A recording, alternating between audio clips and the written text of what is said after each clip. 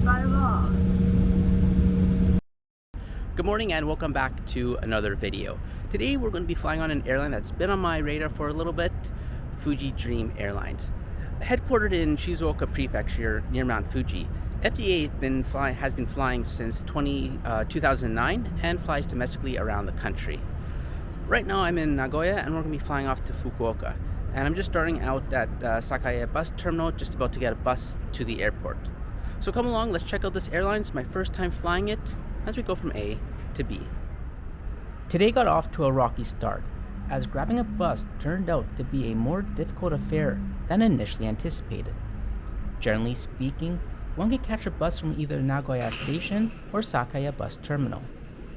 Prior to the pandemic, buses ran regularly from stop number 8 at the terminal. However, with Corona kicking around, bus times had been altered, and this lovely sign pretty much meant I was SOL. I always give myself enough time to reach the airport, especially ones I have yet to visit. And I was fortunate enough this day to stumble upon a local bus, which got me close enough. Phew. FDA flies out of the original Nagoya Airport, now known as Nagoya Komaki or Nagoya Airfield, not the larger Chubu Airport. Located north of the city, it's like many urban airports, which eventually became too small for its demand. And without space to physically grow, the larger Chubu Airport was constructed outside the city. Fast forward a couple decades, and FDA is now the only airline who operates out of the once busy international airport. Alright, so it was about a 20-minute walk from the bus to the airport, and on a lovely March day like this, I'm not going to complain too much. The airport is also home to the Mitsubishi SpaceJet program, their new regional jet, which has yet to be delivered. It was delayed due to the pandemic, and I'm anticipating them to deliver their first aircraft by the end of this year or early next year. Anyway, let's go ahead and jump inside. And this airport really reminds me of the 90s, just with the low ceilings, the fluorescent lighting, even that clock suspended from the ceiling. Nonetheless, here's FDA's check-in area. It's the only airline which flies out of this airport. So let's go ahead and pick up our boarding pass. Check-in was straightforward at the kiosk. FDA code shares with Japan Airlines. I booked through FDA's website, though if you're looking to fly with FDA, I'd advise to go through JAL, as FDA's English page is still a bit primitive. As FDA is the only occupant of the airport, the facility is in line with other small regional airports. The surrounding area consists of a Family Mart and a Tully's coffee shop. If you manage to get a bus direct to the airport, there's no need to come any earlier than necessary. Even with my hiccup with the bus, I still had a bit of time, so let's head up to check out the observation deck.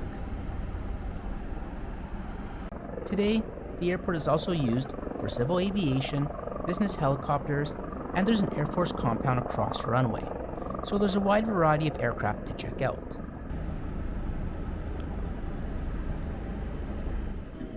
Jumping through security, and we continue our trip back in time. This once large airport only has one waiting room, and not much has changed here for some time. Technically, there are 3 gates, A, B, and C. However, a single doorway is used for all, and boarding passes are scanned not here, but just before you walk inside.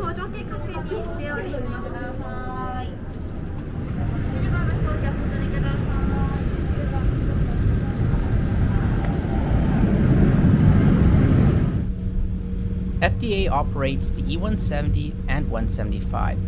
Today we're on board the latter. This particular aircraft joined the fleet back in 2016. The single cabin has 84 seats, with 1 lavatory on either end of the aircraft.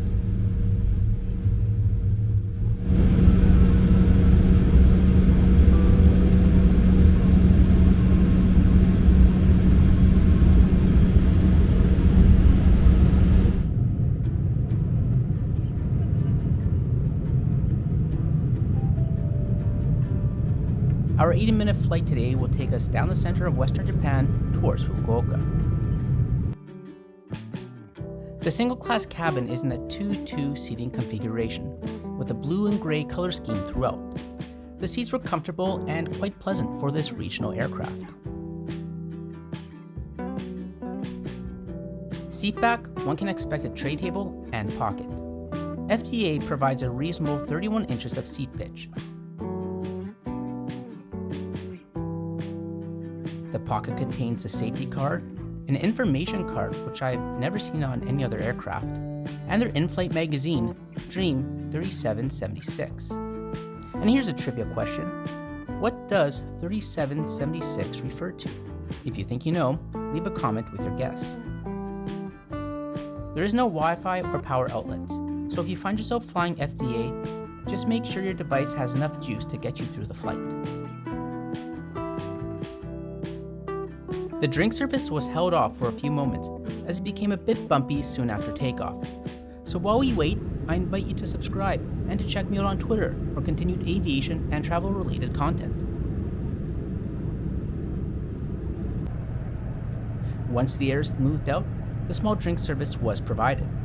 Their special touch is offering a small chocolate from Chateaure's, a popular shop found throughout Japan, and one that I frequent quite routinely. Sitting on the right side of the plane, I was afforded some nice views of the coast along the way, a perfect complement to my coffee.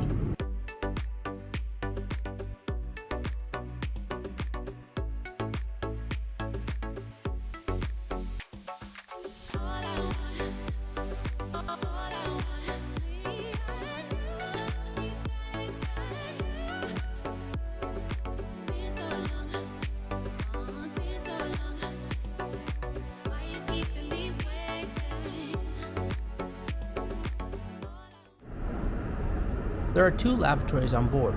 They were nice and clean, and what you expect. I actually thought here the water wouldn't turn off. It appeared to run for about 20 seconds, but luckily it stopped. Anyway, I headed back to my seat.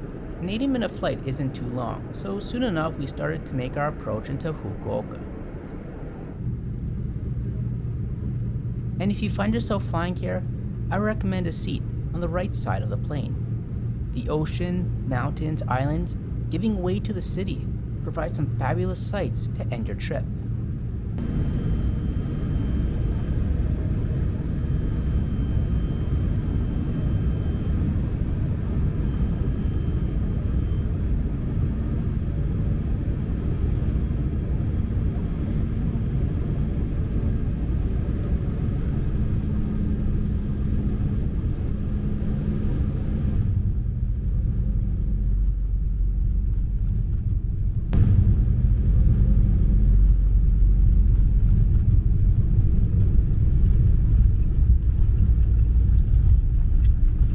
Cost for this flight across Western Japan came out to 12,910 yen, or about 73% of a one-way Shinkansen ticket.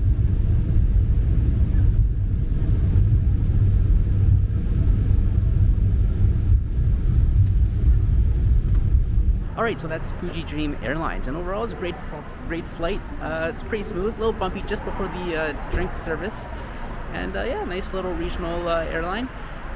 Any airline that offers complimentary chocolate snacks is A-OK in my books. Let me know what you thought about Fuji Dream Airlines. Thanks for watching, and I'll see you around next time.